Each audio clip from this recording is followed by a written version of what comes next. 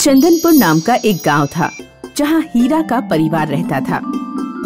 हीरा के परिवार में उसके 2 बेटे भुवन और मोहित और उसकी बूढ़ी माँ थी। हीरा की पत्नी लक्ष्मी बीमार रहती थी। हीरा शादी से पहले पूजा नाम की एक लड़की से प्रेम करता था, लेकिन हीरा की माँ ने हीरा की शादी लक्ष्मी से करा दी। हीरा को ना लक्ष्मी से लगाव था और ना ही अपने दोनों बेटों से। हीरा, आज काम से लौटते समय लक्ष्मी की दवा ले आना। अम्मा, मैं नहीं ला पाऊंगा दवा। मेरी पूरी तनख्वाह तुम्हारी बीमार बहू की दवाई में खर्च हो जाती है। ना कुछ अच्छा खा पाता हूँ, ना पहन पाता हूँ। वैसे भी मैं तो इससे शादी करना नहीं चाहता था। अब तुम ही अपनी बीमार बहू को संभालो। हीरा लक्ष्मी की दवा लेकर नहीं आया और कुछ दिनों बाद लक्ष्मी स्वर्ग सिधार गई। हीरा को अब अपनी पुरानी प्रेमिका पूजा से शादी करने का मौका मिल गया। उधर पूजा का पति बीमार रहता था, इसलिए पूजा ने भी अपने पति को छोड़ दिया। हीरा बेटा, दूसरी शादी जरा सोच समझ कर करना। तुम्हारे दोनों लड़के अभी छोटे हैं। नई पत्नी पता नहीं उनके साथ कैसा व्यवहार करेगी। अपनी बकवास बंद करो अम्मा, इस बार मैं तुम्हारी बातों में नहीं फंसने वाला। हीरा ने पूजा से शादी कर ली। पूजा के घर आते ही हीरा के बच्चों और हीरा की माँ के बुरे दिन शुरू हो गए। ठंड के दिन थे। पूजा रात में घर का दरवाजा बंद कर लिया करती। भुवन और मोहित को कड़क ठंड में अपनी दादी के साथ बाहर खुले में सोना पड़ता। दादी, हम घर के अंदर क्यों नहीं सोते हैं? रात भर ठंड लगती है, हमारी नींद भी पूरी नहीं हो पाती। बस कुछ ही समय की बात है बच्चों, होली आ जाएगी तब ठंड चली जाएगी, फिर हम आराम से सो पाएंगे। होली आई तो घर घर गुजिया का सामान तैयार होने लगा। भुवन और मोहित की सौतेली माँ ने भी देसी घी में गुजिया बनाई, लेकिन भुवन और मोहित गुजिया लेने पहुँचे तो पूजा ने उनके हाथ पर डंडा मारा। ओ बीमार माँ के कपूतों, एक भी गुजिया छू मत लेना, वरना हाथ तोड़ दूंगी। ये गुजिया होली पर मेरे मायके जाएगी। भुवन और मोहित बेचारे आंख में आंसू लिए अपनी दादी के पास पहुँचे और रोने लगे। रो मत बच्चों, मैं तुम दोनों के लिए गुजिया बना दूंगी। दादी अपनी जान पहचान के एक दुकानदार से उधार में गुजिया का सामान ले आई और गुजिया बनाने लगी। अंत में गुजिया भरने के लिए गुजिया मशीन की जरूरत थी। मोहित, जरा अंदर से गुजिया मशीन मांग लाओ। मोहित जब गुजिया मशीन लेने पहुंचा तो उसकी सौतेली माँ ने उसे डांट दिया। बुढ़िया, जब सारा सामान कहीं से ले आई तो गुजिया मशीन मुझसे क्यों मांग रही है? अपनी गुजिया मशीन भी ले आए। मोहित ने जाकर सारी बात अपनी दादी को बताई। दादी, नहीं माँ, गुजिया मशीन नहीं दे रही है। कोई बात नहीं बेटा, एक पुरानी गुजिया मशीन कबाड़े में पड़ी होगी, हमें वही ढूंढनी पड़ेगी। भुवन और मोहित ने दादी के साथ मिलकर कबाड़े से पुरानी गुजिया मशीन ढूंढ निकाली। होली से एक दिन पहले रात भर मोहित और भुवन ने अपनी दादी के साथ गुजिया भरवाई और बनाई। गुजिया तैयार है, कल सुबह हम इन्हें खाएंगे। सुबह जब भुवन और मोहित उठे तो उन्होंने देखा दादी अभी तक सो रही है। मोहित, दादी तो जल्दी उठ जाती हैं, आज अभी तक क्यों सो रही हैं? मोहित और भुवन ने दादी को बहुत उठाया, लेकिन दादी दुनिया छोड़कर जा चुकी थी। होली के बाद हीरा कुछ महीनों के लिए काम करने शहर चला गया। पूजा ने मौका देखकर मायके से अपने भाइयों को बुला लिया और भुवन मोहित को घर से बाहर निकाल दिया। नहीं माँ, हमें घर से बाहर मत निकालो, हम कहाँ जाएंगे, क्या खाएंगे? पूजा ने दादी की बनाई गुजिया मोहित और भुवन को पकड़ा दी और बोली, 2-4 दिन तुम्हारा इन गुजियों से काम चल जाएगा। आगे तू भीख मांगो या चोरी करो, मुझे कोई मतलब नहीं। मोहित और भुवन बेचारे गुजिया लेकर गांव से बाहर आ गए। उन्होंने एक पेड़ के नीचे झोपड़ी बना ली। जब तक हमें कोई काम नहीं मिल जाता हमें इन गुजियों से काम चलाना पड़ेगा। हम बस एक एक गुजिया रोज खाएंगे।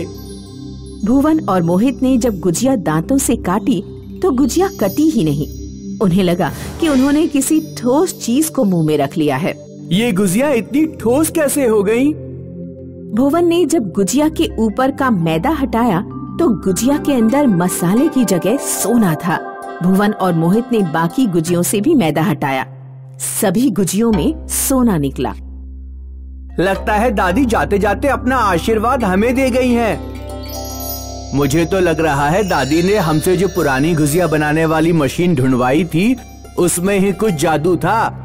वो मशीन तो घर पर ही पड़ी होगी। हमें वो मशीन वापस ले आना चाहिए। मोहित और भुवन अपने घर पहुँचे। नहीं माँ, हम यहाँ वापस नहीं आए हैं। हमें अपनी दादी की अंतिम निशानी उनकी गुजिया बनाने वाली मशीन चाहिए। पूजा ने मशीन उठाकर मोहित और भुवन की तरफ फेंक दी। लो, अपनी दादी का कबाड़ा ले जाओ। मोहित और भुवन ने गुजिया मशीन से और गुजिया तैयार की और उनसे निकला सोना बेचकर जल्द ही गांव में सबसे अमीर बन गए। उधर हीरा को शहर में शराब पीने की लत लग गई थी। वह गांव लौटा तो उसकी हालत बहुत खराब थी। घर का सामान और पूजा के गहने बेचकर उसने सारे पैसे बर्बाद कर दिए और बीमार होकर खटिया पर पड़ गया। ये तो बीमार होकर मरने का इंतजार कर रहे हैं। इनसे तो कुछ होने वाला है नहीं। अब मुझे ही कुछ करना पड़ेगा। ये दोनों मोहित और भुवन चालाकी से सोना देने वाली गुजिया मशीन मुझसे ले गए और अब सोना बेच बेच कर अमीर हो गए हैं। अब जरा मैं भी अपनी चालाकी दिखाती हूँ। ऐसा सबक सिखाऊंगी कि पानी नहीं मांगेंगे दोनों। पूजा ने देसी घी की गुजिया बनाई और उनमें जहर मिला दिया। ऊपर से खुशबूदार और देखने में सुंदर जहरीली गुजिया लेकर वह भुवन और मोहित के पास पहुंची।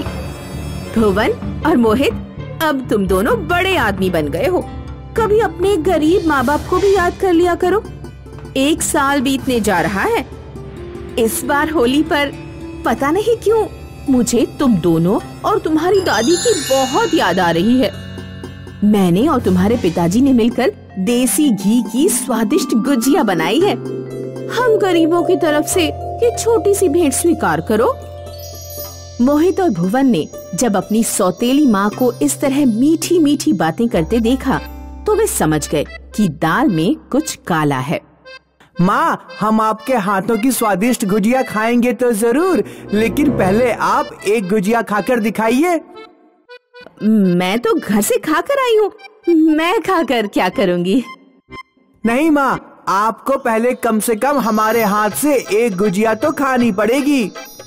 पूजा को लगा कि मोहित और भुवन उसकी गुजिया खाए बिना खुद गुजिया नहीं खाएंगे, तो उसने सोचा कि वह गुजिया दिखाने के लिए मुंह में रख लेगी, लेकिन अंदर नहीं निगलेगी और घर से बाहर जाकर थूक देगी। लेकिन जब पूजा ने गुजिया खाई तो उसे जोर का फंदा लग गया और गुजिया गले के अंदर अटक गई। खांसते खांसते पूजा का बुरा हाल हो गया था। मोहित ने पूजा को पानी पिला दिया। जहरीली गुजिया पेट में पहुंचते ही पूजा का काम तमाम हो गया। दिल्ली शहर में माया अपने भाई मोहन के साथ मोमोज बेचती थी। अपने माता पिता को छोड़ के दोनों दिल्ली में पैसे कमाने आए थे। उन्होंने देखा कि मोमो का बिजनेस काफी अच्छा चलता है दिल्ली में। दीदी, बस 1 हफ्ता ही हुआ है और हमको अच्छा फायदा हो रहा है। मैं तो बहुत खुश हूँ। अगर तुम्हारा काम ऐसे ही अच्छे से चलता रहा तो हम जल्द ही माँ पापा को भी दिल्ली बुला सकते हैं।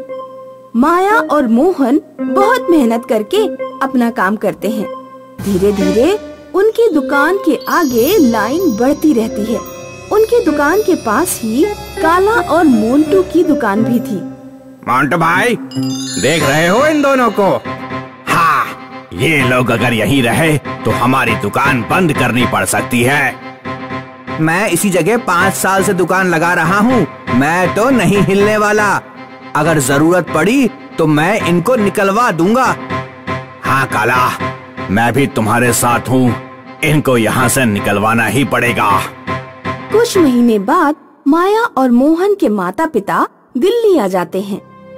माँ पापा, आप लोगों को देख के बहुत खुशी हो रही है। बेटा, हमें भी तुम्हारी तरक्की देखकर बहुत खुशी हो रही है। एक दिन काला और मोंटू ईर्ष्या से मोमोज की दुकान को देखते हुए बात कर रहे थे। मोंटू, अब कुछ न कुछ तो करना ही पड़ेगा। देख भाई, खाने का सामान है, अगर किसी तरह इनके कस्टमर को इनके खाने से नफरत हो जाए तो बस इनका बिजनेस चौपट हो जाएगा, समझो।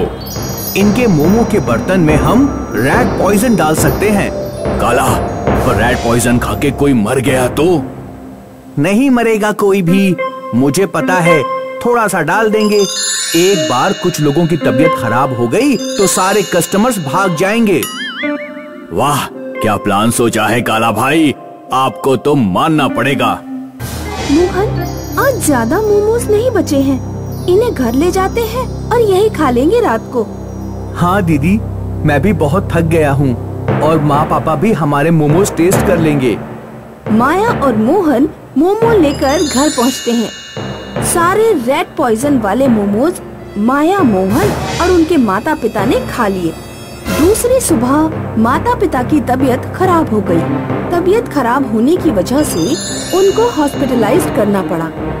इनको फूड पॉइजनिंग हो गई है। इनकी उम्र की वजह से इनका शरीर कमजोर पड़ता जा रहा है। डॉक्टर, माँ पापा ठीक तो हो जाएंगे ना?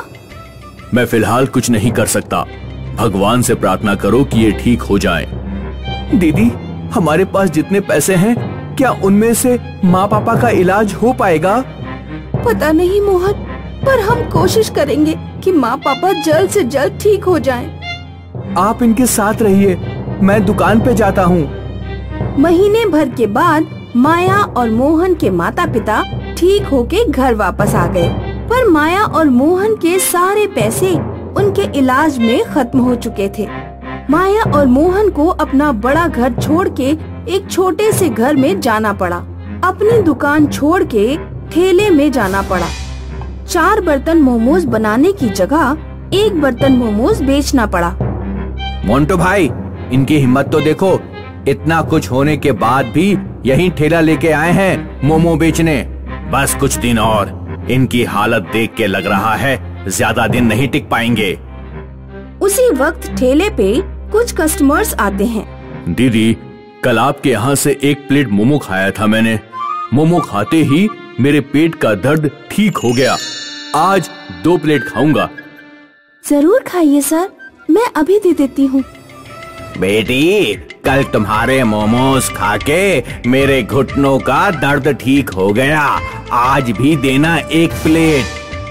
मोहन, कल तुम्हारे मोमोज खा के मेरे 1 साल पुराना पैरों का दर्द ठीक हो गया और मेरी बीवी को कब्ज हो रही थी, वो भी ठीक हो गई।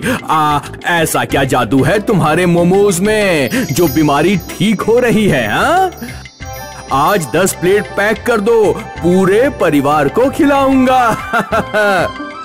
मोंटू भाई, मेरी तो दुकान बंद करके वापस गांव जाने की नौबत आ गई है। सारे कस्टमर्स बस मोमोज खाते हैं। हमने तबीयत खराब करने की कोशिश की, पर यहाँ तो उल्टा हो रहा है। इनके मोमोज से तो लोगों की तबीयत ठीक हो रही है। माया और मोहन की तरक्की आसमान छू रही थी। अब उनको कारीगर की जरूरत पड़ी और काला और मोंटू हाथ जोड़ते हुए उनके पास आए। उन्होंने सब सच सच बता दिया। माया को सुन के बहुत गुस्सा आया और उन्हें काम पे रखने से मना कर दिया। काला और मोंटू रोते हुए अपनी दुकान बंद करके गांव वापस चले गए। माया और मोहन अपने जादुई मोमोज की वजह से बहुत सफल और अमीर बन गए।